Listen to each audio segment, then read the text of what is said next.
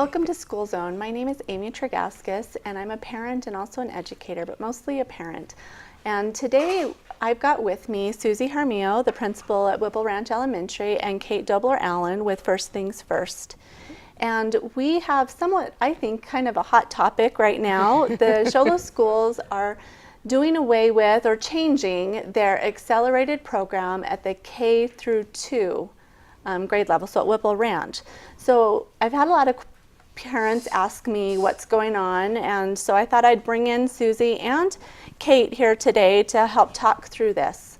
So Suzi, I'm going to start with you. Why the change?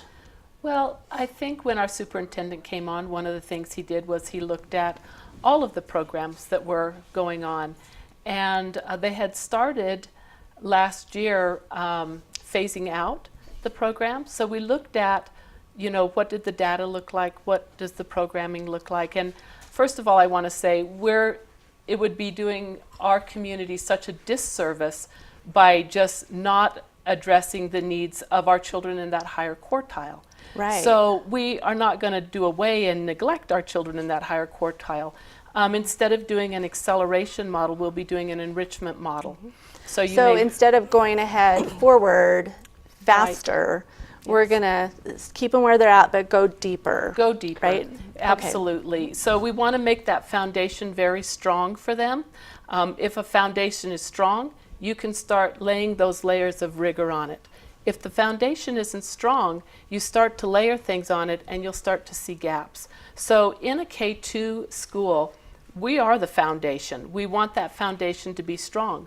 But let's say your child is the one that comes into kindergarten and that child's already reading. Mm-hmm. We wouldn't want to stop them at letters and sounds. And so, right, the whole rest of the class is, okay, this is the letter A, but my child is reading. Well, and we would be doing your child a disservice by keeping them at that place. We want to make sure they know that, but then move them on and go deeper with that. Let's take them to an application level now.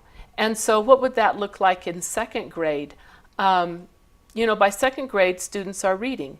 And so what we would want to do with them, and we've built this into our school day, so that they would have a pull-out time both in reading and in math twice a day. And once in reading, once in math, because it's not a one-size-fits-all model. Mm-hmm. Just because you're very brilliant in math doesn't mean you're a really strong reader, and the opposite, of course, is true. Mm-hmm. And so we want to make sure they're strong in that foundation, and then go deeper. We want children to be able to think critically, to be able to apply concepts. We don't want them to just be able to memorize. I think I was a product of the memorization model, and it was back more in a factory model day where you didn't have to question, you just had to do your job. You had to do those times tables in 1 minute, absolutely. Get them done. Yeah. And to be honest, we got into math, and I was a kid that was blessed with a really good memory, so I was good at memorizing formulas but didn't have a clue what they meant. Right. And so we want kids to be able to problem solve. We want them to be able to understand the why things work. So based off of your data that you've collected this past year, you felt like we needed to make a shift in what we were doing. What we saw at a district level was that there was just inconsistencies. Okay. One teacher might be accelerating into the next grade level, and one teacher might be going deeper, and there was just kind of some inconsistencies. Okay. And so I can't, speak for the rest, but I can tell you at a K2 level, what we wanted to do was, even at that level, there was inconsistencies on what was happening. And so we had already started a reading, and I talked to you a little bit about this, where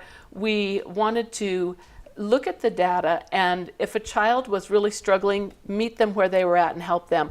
On the other side, if a child was really high, we wanted to take them even higher or deeper. We wanted them to be able to anticipate questions, maybe predict what could happen. We wanted them to be able to communicate. We wanted them to be able to... Stronger thinking skills, right? Thinking skills. And we want them to be able to work in partners. So you want to look at some of that project-based kind of learning even in the second grade, first grade, that's kindergarten. That's very applicable, and it really is how children learn. Yeah, I really would argue for the kindergarten level and younger is really kids learn through relationship. Absolutely. They learn through a strong social emotional set of competencies that allows them to have a conversation with another person, that allows them to work as part of a team. So I really like your analogy of the layers and the foundations and the layer cake. You really do have to have that strong foundation before they come to you, so that you can then begin to layer on more content knowledge beyond letters and letter sounds, begin to put words together, but also the meaning behind the picture of the apple starts with an A, and it is red, and it tastes like this, and it grows on a tree, and they grow in a farm, and you buy them at the store, and all the things that you could learn about that letter A. Absolutely. That are not about, I can memorize and recite to you the order of the letters. It's very different and Kate, much deeper. Can you tell us a little bit about like brain development? Sure. And leading up to kindergarten, and then like from kindergarten to second grade. Sure. So first things first really focuses on birth through age 5. So that's really where the magic happens with brain development. Is 80% or so of those critical brain connections. This is at the neuron level, so you don't see these connections, but they happen incredibly, incredibly fast between birth and age 3. And it's those foundational connections, those pathways that get used over and over and over again that become that strong foundation. So if those connections are quite strong around reading, because the child has been in a relationship where with the parent or caregiver, and I'm holding a baby here, this begins at birth with that eye contact and with mom, particularly mom, responding to the baby's cries and calming the baby and recognizing how that baby's communicating in a nonverbal way.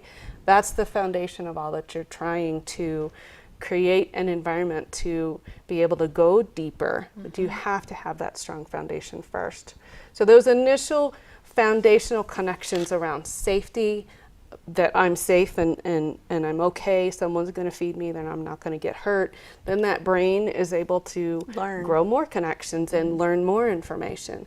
But if that brain and that baby doesn't feel that they're going to be responded to and they can't impact the world and people are not responding, then that baby is going to feel like the norm for that brain is going to be one of stress, and the norm for that baby and later that child is a child that has a difficult time being in a relationship and communicating with anyone else because their experience is not one of safety. So I really like that foundational analogy and the visual with your hands. I use it too because you've got to have that strong foundation really that begins before a baby is born, when mom creates that picture of their fantasy perfect baby, but really as soon as that child is born. And then those connections become the foundation for all later learning. Of everything that we know later in life begins with those very first moments and that very first connection and serve and return between a baby and another adult.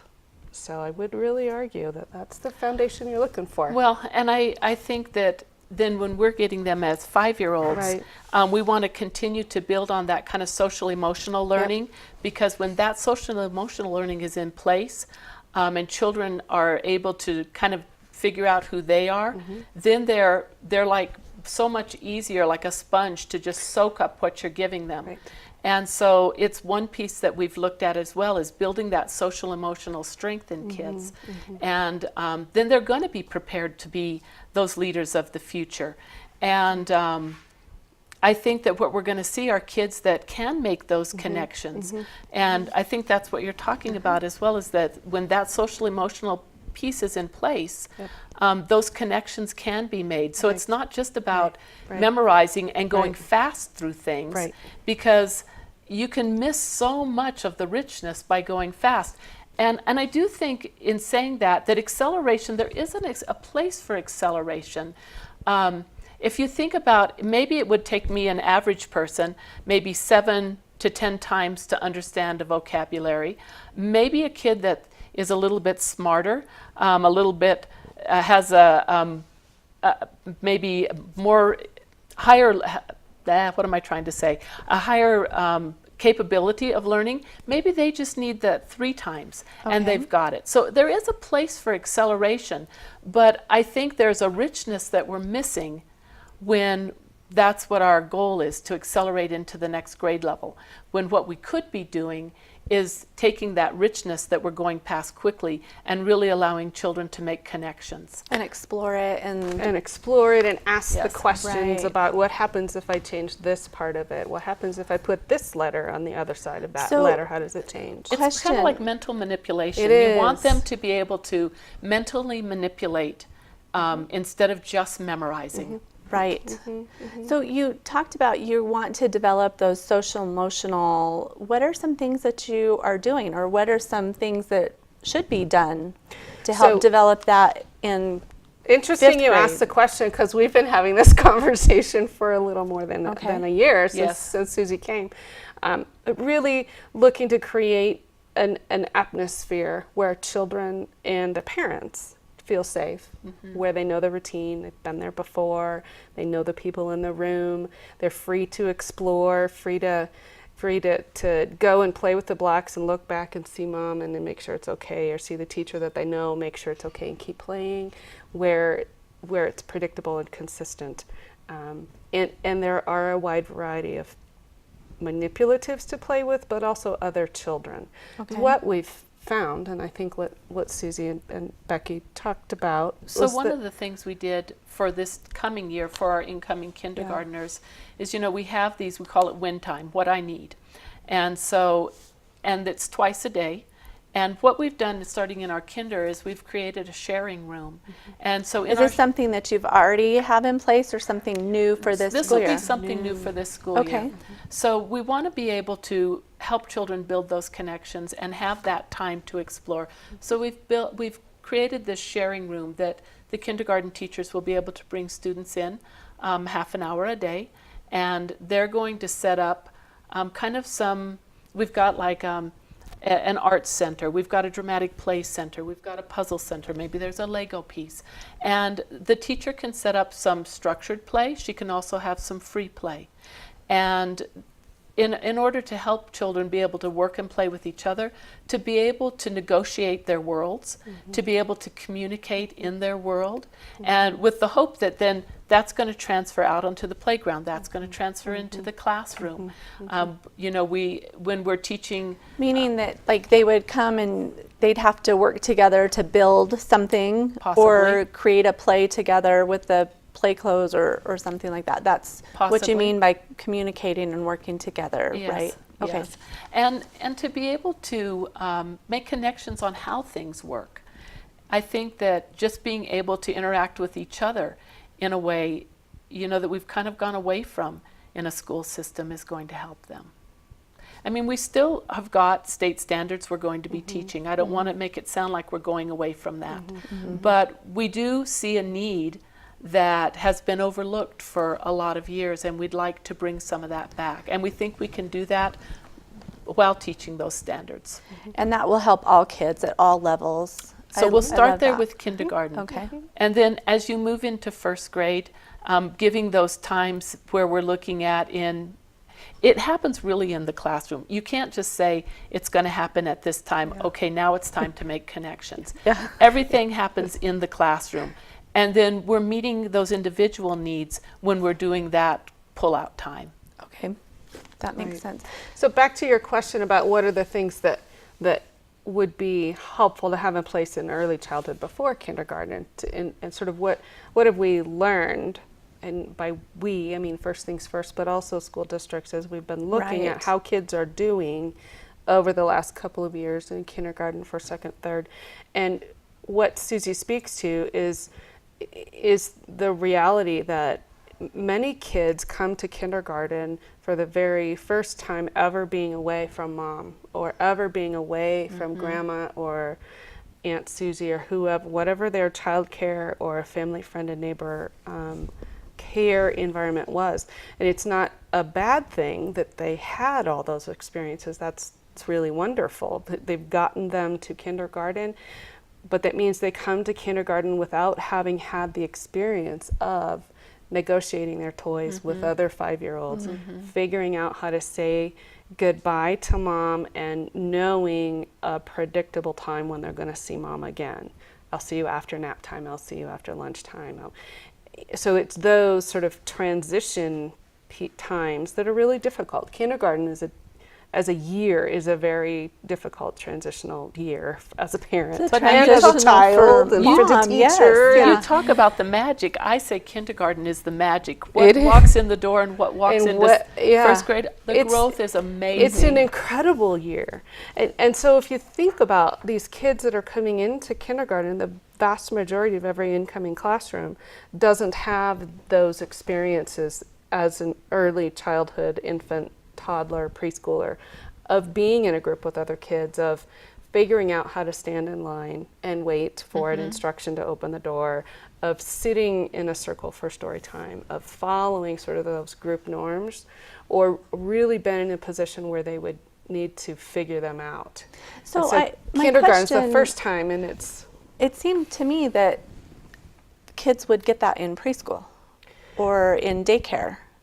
and that is the case for kids who are in Okay. preschool or childcare. But what Okay. we know about this region in particular is that upwards of 85% of our children don't have access to group childcare, whether that's through Head Start or private preschools or school district preschools, faith-based preschools. We just simply don't have I would have opted access. not to send my child to preschool and have him home. That's my personal opinion. I love having my children home, and I think it's good for them. But I know that a lot do go, or A lot would do. like to go. and would like to go. preschool, And yeah. and for families who choose to have their kids stay home, that's wonderful. It provides a whole host But there's of rich that experiences. adjustment, like you're talking There's about. an right. adjustment. It's a culture shock, really, for It those is. kids when you Yeah, it walk is. into a kindergarten classroom And for the mom. on an elementary school campus that all now have fences and gates and locked doors and Come through the office come and through the check office. in. Yes. It's a very regimented, very different thing than So I guess my question is, what do you do then with children that don't have this brain development that you're talking about, that come into, what does Suzi do with those children that haven't made those 0 to 3 connections brain-wise? Well, Like, and is there they've hope? made them. So it's not that brain development ever stops. It never does. It's that those very rich early childhood experiences form that strong layer of foundation. And those rich experiences happen wherever that child is. So it happens with grandma or with their brothers and sisters or in a child care program or at home. They happen. You don't, so they will have happened. You don't get to go back and replay time. No Brain do-overs. development happens. There's Right. no do-overs. Right. But what you can do, and so the analogy I make is to building a house. If you build a house and you are intentional about a strong foundation and you've figured out the soil composition, you've figured it all out, you have a crawl space or you don't, but it's nice and strong and sturdy because it's surrounded by an environment of things that are going to support that house. You put in studs and rafters and you build a structure that's strong and sound. Then you can put another story on it. You can put some dormers on the garage. You can put cool things on.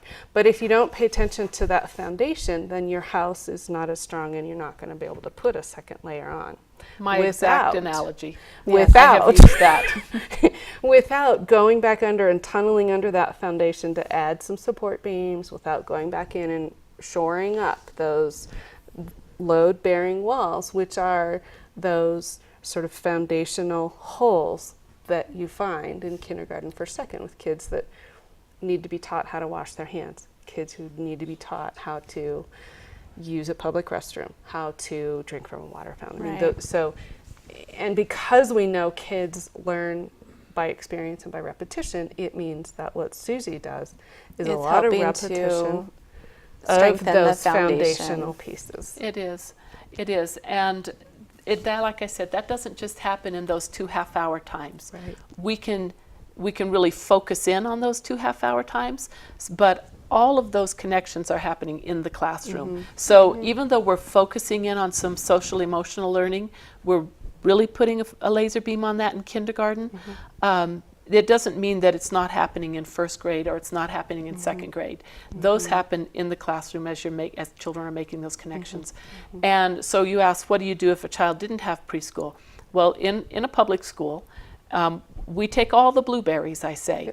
We take the blueberries that are round and big and ready to roll, and we take the little blueberries that are a little underdeveloped, and we take all of them and meet them where they're at and bring them forward. And bring them forward. So, okay, so this, Suzi, you have some amazing teachers at Whipple Ranch. Absolutely. But this is a lot. So you've got the whole spectrum of blueberries, you would do. say. What are you doing for your teachers to support that? And we'll end on this, but I want to know that there's going to be some support. What is it that your teachers are, are they getting training? What are the teachers doing? Because they haven't had the whole spectrum for a while. They've had part of it, or maybe just the upper class. But what are you doing to support your teachers so that everybody can be successful? First of all, I'll say that what we've been speaking about at Whipple for the last year, it resonates with people. So it makes sense. It's not something that someone's saying, huh? It makes sense what you're saying. And so... But how does a teacher implement that? Well, because that's hard. Some of our teachers have started with some training already. Okay. I would say all of our kindergarten teachers have done some trading with kindergarten experience, which has been Becky and I, Miss Clark and I have gone and done some of that training as well. The social emotional pieces of that are phenomenal. So there has been that training that we've done a little bit on. We also have got what we call our PLI, our Professional Learning Institute, and this is a way that we're going to provide staff development to our teachers throughout the school year. That's new. That'll be new, yes. I'm excited about that. I am as well. I think Ms. Clark has put a lot of work in it when worked with Mr. Housley and the administrative team. They've brought in teacher cadres. Which to be is, part of so the that. Professional Learning Institute, if I understand that right, that is our teachers that are expert teaching other teachers. Yes. Right? And they're all coming together to be able to even collaborate. Yes. I love that. Yes. So they've got some peer support, the teachers do, through this Professional Learning Institute. What I else? think as a campus, I know that for myself, my part, so what's my part? Just like a child needs to feel safe in a classroom, a teacher needs to feel safe on a campus. And people will risk and feel safe on a campus to try things if they know that they're going to be supported and not judged. And so I feel like that is definitely my role, that I need to be in there and learning and being supportive as we take on new things. So teachers need to feel free to risk and feel safe on a campus. And so I'm sure that that's how the other administrators feel as well. I know it's how I feel. So I think you start at the beginning with there is buy-in because it resonates with people that this is right. You provide them some teaching time where we can bring in the experts that we have in our district. And then you as the administrator are providing the safe environment and the support for them. Well, I love that. And I appreciate you both coming on the show today. I'm excited about the things that are happening. I think that it is backed up by the brain development research. So thank you for coming to explain a little bit of that. And if I could just say one more thing to those parents of children that were in that accelerated program, please, please, don't be afraid that we're going to neglect your child, because we're not. We would be doing a tremendous disservice. We want to take your child deeper. We want that foundation to be strong and for them to be able to be that critical thinker. That's fantastic. Well, thank you. And thank you for joining us today on School Zone. And we hope you'll join us next time.